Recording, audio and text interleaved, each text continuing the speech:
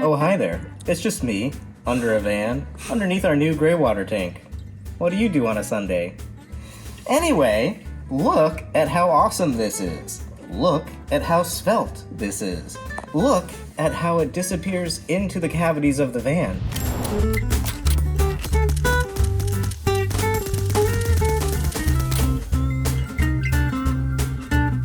Howdy everybody, we're going to be installing our 26-gallon Promaster gray water tank.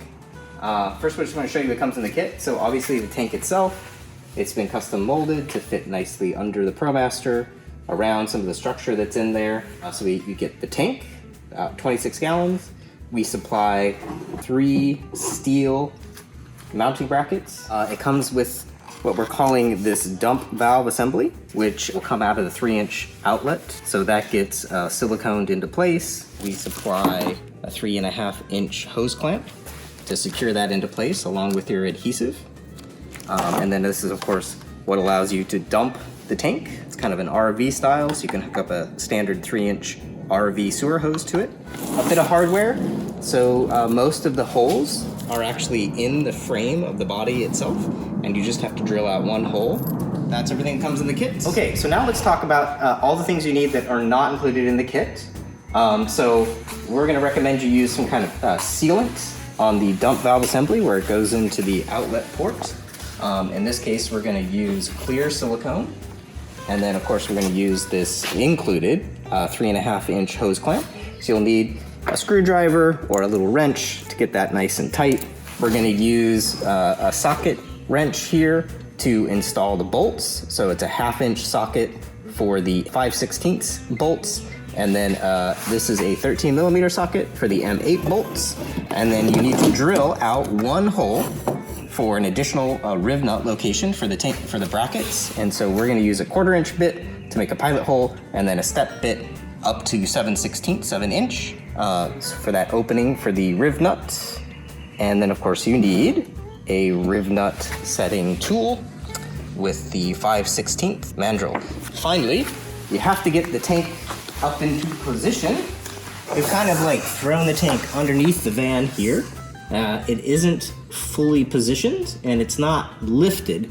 So we're gonna use that box, probably that jack, and a couple of our flat jack air tire leveling devices, which is really handy because these are just really easy to use underneath the van, and they have some adjustability to them based on how much air you put in. Okay, so let's get started on the installation. Now the fun begins. Here we are underneath the van, and what we're gonna do is make sure that we have the riv nuts installed in the 6 positions where the bolts are gonna go. So there's 2 bolts for each bracket, 1 on each side of the bracket. So 6 total locations, which we've numbered for you. So we're here at the rear of the van, on the passenger side, sort of underneath where the slider door is. And this little support for the emergency brake is actually the first hole that we're gonna use. It's hole number 1. We've already loosened this. It's a 13mm nut, 13mm bolt, I mean. So take this, set it aside. So hole number 1 is really easy because it comes pre-threaded for the single M8 bolt in your kit. So that's hole number 1. Across from that, going toward the passenger side, this is hole number 2. This is the riv nut we're going to be using. It doesn't fit. So this hole exists, but we have to make it bigger. So we have to make this hole 7/16. So we basically have a pilot hole, and we'll be using our step bit to drill this out to the 7/16 size so that the riv nut will fit. Hole number 3 is for the middle bracket, and it's right here on the driver's side of the emergency brake. So hole number 3, look at that. Fits perfectly, just have to install the riv nut.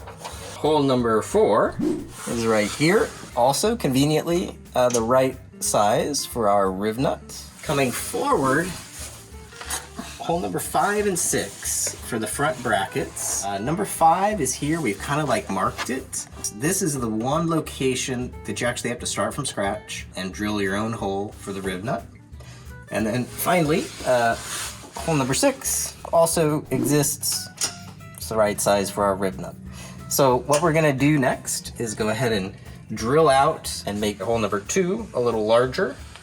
And then we're gonna drill out hole number 5 for the front bracket. Well, I'm gonna make this hole bigger. I'm using a step bit to go from whatever size this is to 7/16. I believe that's it. Voila. You're just going to want to paint that hole before you put in the rib nut. Okay, so in order to find the position of where we need to drill the hole for hole number 5, we're going to get the frontmost bracket. And the bracket has 2 sides, 2 flanges. One flange is wider than the other. The wide flange is for the passenger side. The shorter flange is for the driver's side. This is where we need the hole. So we're going to line up the passenger side flange kind of like roughly in the center of the slot. And then on the driver's side, and this is a little counterintuitive, but because of the shape of the tank itself, we need to put this bracket on top of this piece of factory bracket for the emergency brake. So it's gonna go right up against this little nub. And then what we wanna do is mark roughly in the center of this piece. That's where we're gonna drill the hole for hole number 5. Here we are. We're gonna actually drill now a pilot hole. It's a 1/4 inch pilot hole to get this started. And by the way, this always reminds me when I'm underneath the van of the time that I glued my head to the ground with a puddle of PVC cement under the van, nearly asphyxiated, so that was a good time. I still have the stain on my driveway to remind me every time I drive up. Good times. Here we go. Switch to our step bit, to 7/16 inch step. These are really hard to read, so I always like to put marks on them to know where to stop. Let's make sure that it fits. Oh, it's beautiful. Let's put a little paint on there so it doesn't. Now that all the holes are prepared, we need to install the rib nuts into the holes. Hole number 1, of course, comes pre-threaded. So we're going to start with hole number 2.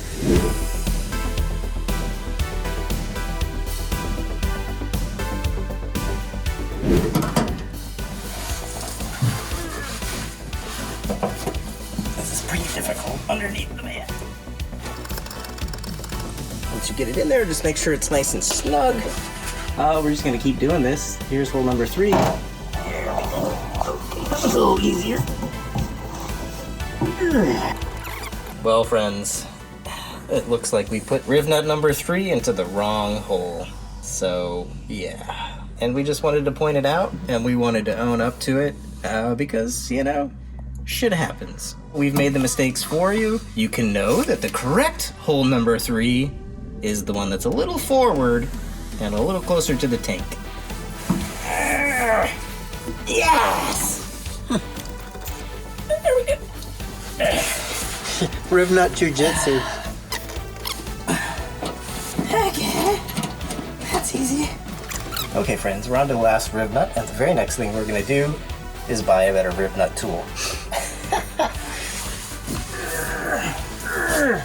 Yeah. Yeah.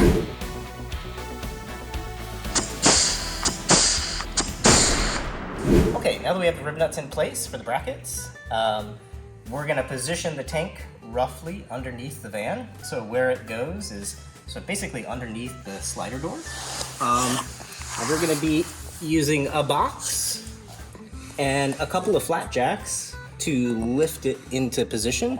You could use a regular jack, you could use a couple of people, scraps of 2x4, the force, whatever you got. Grunting is not necessary, but if you want to, then Helpful. it's helpful. So what Zach's doing right now is he's putting the flat jacks underneath the tank and lining up the tank so that the low sections line up with the structural supports of the chassis.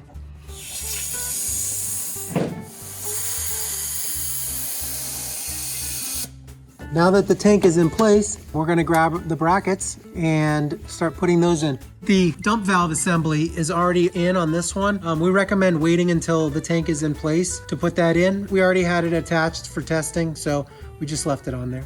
All right, so now we have the tank roughly positioned. We're going to be installing hole number 5 first. So this is the frontmost bracket. We're going to put a little Loctite thread locker on the 5/16 bolt that's included in your kit. And we're going to use one of the flat washers and the lock washers that came in your kit. Thread that all up into the rib nut. Once we get it threaded, we're just going to go hand tight for now, and then we'll come back and torque that bolt down. So that's hole number 5. Let's move over to the other side of this bracket, hole number 6. All right, so here we are, hole number 6. See, we're going to have to push the tank up a little bit. And this one's a little tricky because there's a bit of an angle on the bracket. To work around the other side. Okay, same story. We're just going to sort of like hand tighten this. Now we're at the rear bracket. This is holes 1 and 2, driver side, passenger side, respectively. So this is the pre-threaded M8 hole, and we have this little bracket that's designed to kind of like, I guess, support this emergency brake catastrophe that they have under here. It's a little tight on this side where it interacts with the van. So we're going to take it to our vise and just bend it a little bit to get it out of the way.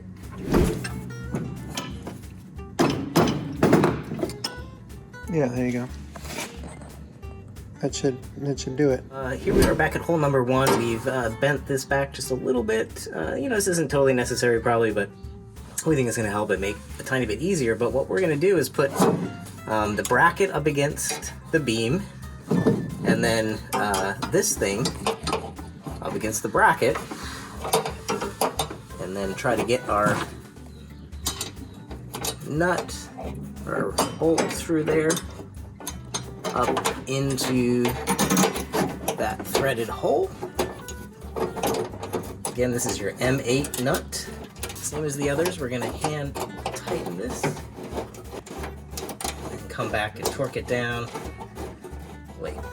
So here we are, hole number 2, which is the passenger side of the rear bracket. This is the angled bracket, the only bracket that actually has an angle. Okay, at this point, it's a good idea to kind of look at the orientation of the tank. We're feeling like we want to have the rear of the tank go a little bit further toward the rear. So we're going to tap it from the front to try to adjust it before we get the middle bracket in place and before we torque all of these bolts. Here we are putting in the middle brackets. Now that the front bracket and the rear bracket is supporting the tank, we were able to remove the jack and the flat jacks, clear out this space. This bracket is a little taller on the driver's side than the passenger side, so that's important. It's the only one that's kind of different like that. So if you install it, it doesn't look like it fits. Switch it around.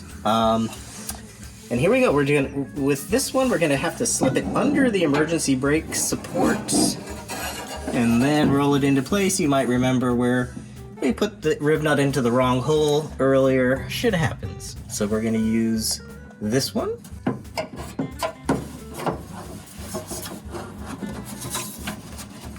Okay, and we have our bolt ready to hand tighten like all the rest. Okay, here we are. We're on the passenger side now of the middle bracket. 4. This is hole number 4. Hole number 4, as we like to call it. I'm just going to tighten that down. Now that all the brackets are in place, we're going to go ahead and torque these down. So for the 5/16 bolts, you're going to use a 1/2 inch socket.